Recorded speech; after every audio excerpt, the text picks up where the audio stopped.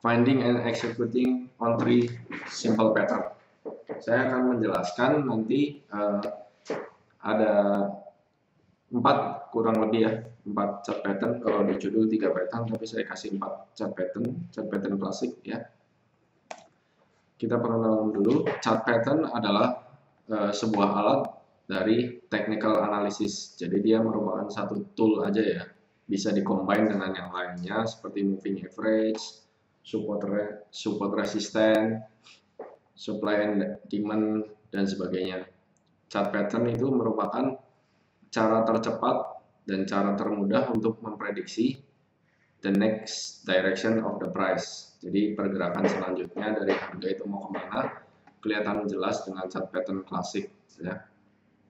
Namun kelemahannya dari chart pattern klasik adalah dia hanya mempredik satu step ke depan, tidak bisa beberapa step ke depan ya. Kalau untuk mempredik beberapa step ke depan, kita menggunakan tools yang lain. Chart pattern klasik sendiri ada bermacam-macam jenisnya, namanya bermacam-macam, ada kurang lebih sekitar 108 atau lebih, saya lupa, kurang lebih sekitar 108 chart pattern klasik lah, belum lagi ditambah dengan chart pattern harmonik. Yang akan kita bahas ini golongannya chart pattern klasik ya. Chart pattern klasik itu dibagi 2 grup karena banyaknya, dibagi 2 grup berdasarkan functionnya. Ada reversal, ada continuation. Reversal itu artinya chartnya itu, chart patternnya membuat pergantian tren ya, seperti kalau yang mudahnya itu double top dan double bottom. Jadi kalau muncul ini biasanya indikasi bahwa tren akan segera selesai dan berubah ke tren berikutnya. Contohnya dari bullish menjadi bearish atau dari bearish menjadi bullish. Lalu kalau double top ini bentuknya adalah seperti ini, double top ya. Dua topnya sama atau boleh lebih tinggi ya. Kalau top yang kanannya lebih rendah itu bukan double top atau namanya M pattern. Nah, ini M pattern. Arahnya sama-sama ke bawah, tapi biasanya kalau M pattern tidak merubah tren, kalau double top mostly merubah tren. Kemudian ada double bottom. Double bottom juga sama. Ininya rendahnya sama ya, atau kaki kanannya bisa lebih rendah. Kalau lebih tinggi namanya W pattern. Ya, arahnya sama. Double top dan double bottom ini sama-sama reversal pattern. Biasanya double top ditemukan di ending of bullish, berarti di bagian atas di chart ya. Jangan sampai ketemu ini atau ini tidak pada tempatnya. Contohnya kalau lagi trennya masih baru, kemudian ketemu double top, ini belum tentu trennya berubah. Dia turun sedikit aja lalu naik lagi. Bullish trennya belum berakhir. Biasanya ketemu di bagian atas-atas ini kalau double top. Sama juga dengan double bottom, ketemunya di bagian ending dari tren bearish. Nah, entry-nya bagaimana? Kalau double top dan double bottom tergantung bentuknya. Kalau misalnya jarak ininya tidak terlalu tinggi, kita entry di break dari neckline. Ini namanya neckline ya. Double bottom juga sama. Kalau jarak ini yang nggak terlalu tinggi atau masih masuk ke rasio risk Anda, misalnya 100 pips, itu entry di neckline. Kalau ternyata jaraknya tinggi, jarak dari sini ke sini lebih dari rasio risk Anda, itu lebih baik tinggalin, karena nanti risk to rewardnya ngaco. Anda bisa juga spekulatif entry ketika ini belum jadi nih. Kaki ini belum jadi ya. Anda bisa spekulatif entry ketika terjadi rejection. Jadi misalnya ini adalah area resisten, kemudian di area ini terjadi rejection. Rejection itu misalnya begitu barnya nempel langsung jadi pin bar, terus bar berikutnya impulsif merah. Nah ini rejection kan, langsung aja entry di bar setelahnya ini. Di sini mungkin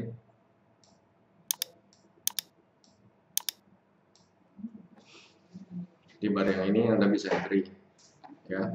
Atau kalau terjadi false break, misalnya dia topnya ini naik lalu turun jadi false break nih, di sini entry. Jadi entry bisa sekitar sini kalau false break. Nah targetnya itu ukur panjang dari sini sampai neckline berapa pips, lalu breaknya turunnya akan sama ya, panjang dari ini di copy ke sini, atau kurang lebih biasanya 70% dari panjang ini. Sama juga dengan double bottom, entry-nya bisa spekulatif juga di sini kalau terjadi rejection sama ya. Ini misalnya nempel lalu langsung bikin hammer hijau, kemudian di sininya langsung bikin candle hijau, angle full body candle ya, atau engulfing bullish. Nah bisa langsung entry di bar berikutnya, atau ketika terjadi false break sama, ini turun lalu naik, nah false break entry di sekitar sini mungkin. Targetnya juga sama, ini diukur, tempelin ke sini jaraknya, ambil sekitar 70% ya. Nggak perlu pakai Fibonacci, udah ketahuan targetnya ya, ambil sekitar 70%. Kalau mau next entry-nya ya ini break neckline, bisa sampai 3% dari neckline ya entry-nya. Berikutnya continuation pattern, biasanya terbentuk saat terjadi konsolidasi atau correction selama trennya itu terjadi ya. Jadi ketika terjadi koreksi atau kepala cangkul, ini bullish. Nah kepala cangkul ini bikin apa gitu, patternnya terjadi di sini kalau continuation sebelum kembali naik. Bearish juga sama, bikin kepala cangkul ini sebelum kembali turun, ada pattern.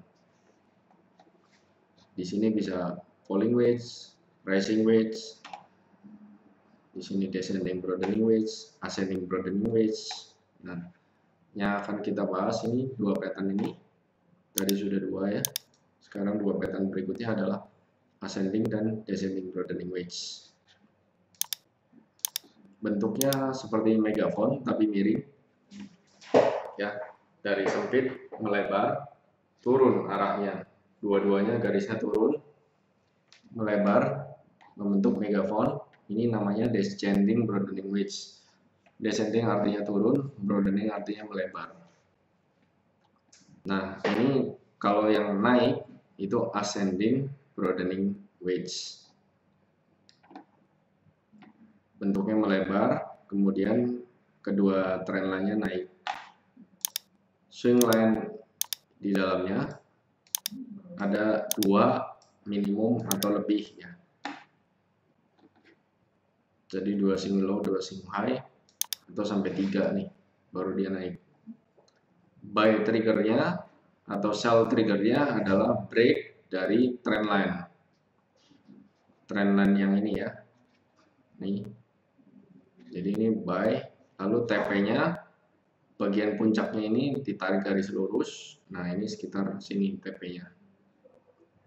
Anda tinggal ukur lagi risk to reward-nya, kalau ini nyampe nggak risk to reward-nya. SL-nya pasti kan di sini. Atau bisa juga ngambil resisten yang ini atau support yang ini untuk SL. Ini kalau kita potong bagian ini, ya, bagian ini, sebenarnya ini merupakan double bottom ya, dan ini merupakan double top yang menggunakan false break, ya. Bisa menggunakan entry false break juga, berarti entry-nya di sekitar sini. Berarti kalau entry false break berarti SL-nya di sini. Kalau entry pakai on break ya bisa spekulatif SL di sini, atau kalau risk to reward-nya nyampe ya SL-nya di area sini. Sama dengan ini, SL-nya bisa di sini. Pak, bagaimana kalau dia udah break tapi dia contohnya yang descending Brodling wedge, dia itu udah break tapi dia malah berbalik. Apakah trailernya harus digeser ke atas lagi, Pak? Berbaliknya sampai SL nggak? Ya? Berbaliknya sampai menyentuh SL nggak kira-kira? Belum. Jadi kalau misalnya belum, ini kan kurang lebih begini. Berarti tungguin aja Pak, nanti juga akan turun lagi. Oh. Kalau misalnya kena SL berarti jangan Pak, dia akan lanjut ke atas. Oke Pak. Trailernya perlu digeser lagi nggak Pak? Nggak perlu. Trailer yang atas itu? Nggak perlu Pak. Trailer maksudnya dipanjang, kalau dipanjangin boleh, nggak apa-apa.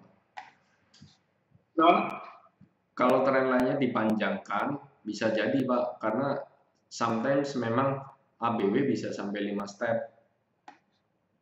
Oh, jadi bisa sampai 5 step ya Pak? Iya. 5 swing nih. Ini kan kalau ini 3 bisa sampai 5 swing high. Oke. Nah. Ya, sebenarnya itu efektivitasnya di time frame berapa ya Pak ya? Efektivitasnya di all time frame bisa Pak. Jadi kalau lagi ketemunya di M30 ya silakan entry buy. Kalau di H4 juga sama aja Pak. Oh gitu ya. Bebas. Akan tetapi semakin kecil time frame, pip-nya akan semakin kecil juga ya Pak ya? Iya betul Pak. Semakin kecil time frame, pip-nya akan yang dikejar semakin kecil. Iya. Resiko noise-nya lebih besar Pak kalau apa enggak? Noise-nya lebih besar di time frame kecil.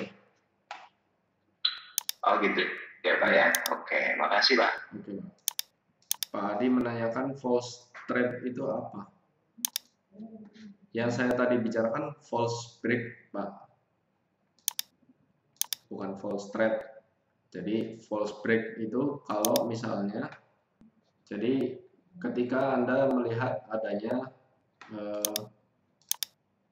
resisten, ini misalnya resisten, ya, harga mencoba naik menembus resisten, kemudian dia mencoba naik, lalu nyangkut, lalu kembali masuk. Nah, ini namanya false break Pak. Jadi kalau misalnya dia mencoba menembus lalu kembali masuk dan low-nya dari bar yang menembus ini kan bar yang pertama kali nembus nih, bar yang pertama kali nembus, low-nya sudah ditembus oleh bar berikutnya, maka ini dinamakan false break. Begitu juga kalau di area support. Area support ketika ada bar yang mencoba menembus support, nih barnya mencoba menembus support tapi nggak lama dibalikin, high-nya ini ditembus oleh bar berikutnya, maka ini dinamakan false break. Confirmnya ketika high-nya ditembusnya, atau ini low-nya ditembus oleh bar berikutnya. Pak Edi Saputro menanyakan fungsi pause break. Sebenarnya bukan pause Pak, tapi false break ya Pak ya. Ini tulisannya false break. Jadi ini fungsinya untuk entry. Misal kalau yang atas ini, kita ada double top yang terjadi false break. Nah ini resistennya, dia masuk lagi nih. Bentuknya seperti ini. Nah, ini untuk entry. Jadi double top, spekulatif ya sifatnya. Berarti kalau sudah break, mesti langsung entry atau nunggu beberapa candle. Kalau break dari neckline langsung aja Pak. Apalagi kalau impulsif. Jadi misalnya di area ini ya. Ini supportnya atau neckline-nya, candlenya impulsif. Impulsif itu artinya full body candle ya. Terus bar berikutnya juga langsung bikin new low. Udah entry aja langsung Pak. Jangan sampai breaknya ini aja bikin hammer ya. Kalau breaknya cuma bikin hammer ya jangan entry, lihat kondisi dulu. Apakah double top dan M pattern mempunyai target price yang sama? Kalau M pattern iya sih, double top sama M pattern kurang lebih sama targetnya. Cara ngukurnya sampai ke neckline terus diukur ke bawah. NZD USD D1 NZD USD D1 double bottom, betul Pak. Ini adalah double bottom ya. Ini contoh false break double bottomnya, karena yang kanan lebih rendah ya. Targetnya belum sampai betul. Targetnya bisa kita ukur.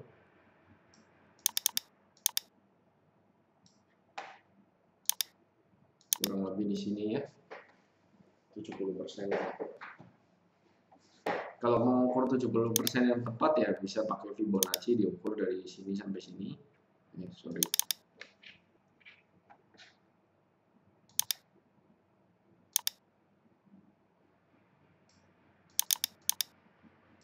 Fibonacci ini dari atas ke bawah ya. Dari atas ke bawah. 70%-nya berapa? Ini tambahin aja. Di sini add 70. Sorry. 0,7. Ininya 70. Nah, berarti 70 di sini.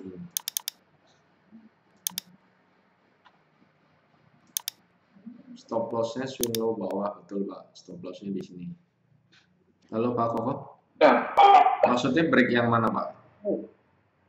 Break neckline break itu. Ya, break neckline-nya. Oh ini setelah break naik lagi nggak apa-apa Pak. Yang penting dia kan belum sampai berubah trennya. Dia akan tetap turun nih Pak.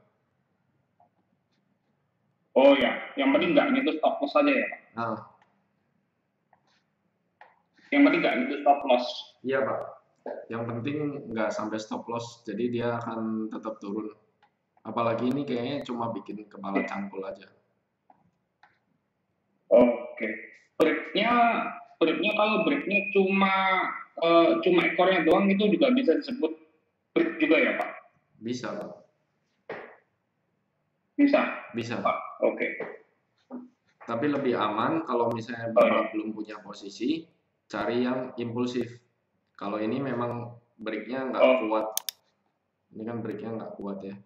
Jadi harus cari yang impulsif baiknya. Iya. Ya, oke. Ya, Pak, sorry. Ya. Itu setelah tadi itu bisa break lagi ya Pak? Bisa break pakai telurnya ada impulsif lagi? Maksudnya di bawahnya ini? Setelah itu ada hitam itu, itu bisa break lagi Sudah. Bisa. Nggak apa-apa habis itu masuk. Nggak apa-apa. Di bawah Oke. supportnya ini berarti kan. Ya, oke Pak. Kalau pattern ini tidak sesuai dengan yang diharapkan, atau misalnya dia seharusnya ke bawah, tapi malah naik, seharusnya naik, malah turun, itu segera stop and reverse ya. Misalnya double top udah jadi nih, baru break dikit, dia lari dan kena stop loss, lalu impulsif naiknya. Ini buru-buru ganti buy aja, karena berarti patternnya gagal.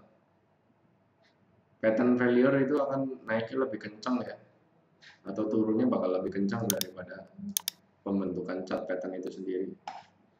ABW atau DBW juga sama. Nih break yang impulsif contohnya adalah seperti ini, langsung kencang.